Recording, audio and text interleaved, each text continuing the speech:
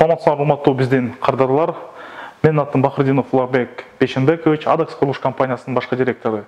Биздин кардарларда көп учурда суроо туулат да. Сип панелден салган үйлөрүңөрдү силердин чатырын кантип жылуулап бересиңер деп. Баарыбыз билгендей, Кыргызстанда көп учурда беркинде сэндвич утепление кылышат да. Сэндвич утепление дегенде болсо, жана пароизоляционный, ветроизоляционный мембраналарды коюп, ошонун ортосунда базальт ташташат да. Бирок биз өзүбүздүн объектилерибизди андай кылбайбыз.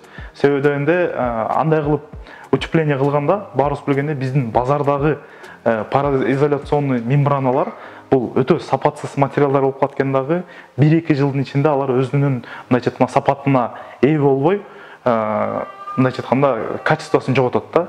Өзүңүздөр деле текшериш үчүн үйүңүздөр ошондой сэндвич менен утепление болгон болсо же таанышыңыздыкы сэндвич менен утепление болсо, атайын барып кышкы учурда крышага көтөрүлүп эринбей карап көрсөңүздөр болот да.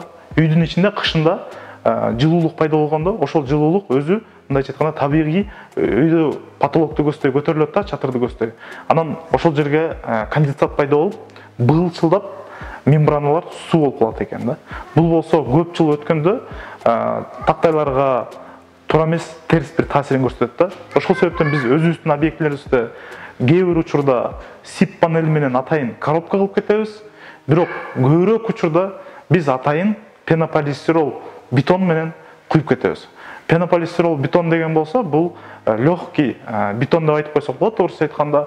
Ал жерде болсо бетонго пенополистиролдун тоголок шарикчелери, мындайча айтканда гранулдары аралашып туруп эле кадимкидей эле заливка болуп куюлат да.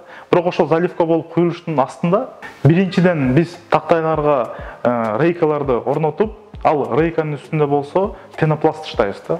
Ошол пенопласттын үстүнөн анан пенополистирол бетонду куюп таштайбыз. Ошондо үйдүндө кышкы периодда, кышкы учурда конденсат маселеси чечилет дагы, шумоизоляция, звукоизоляциясы дагы жакшыраак болот.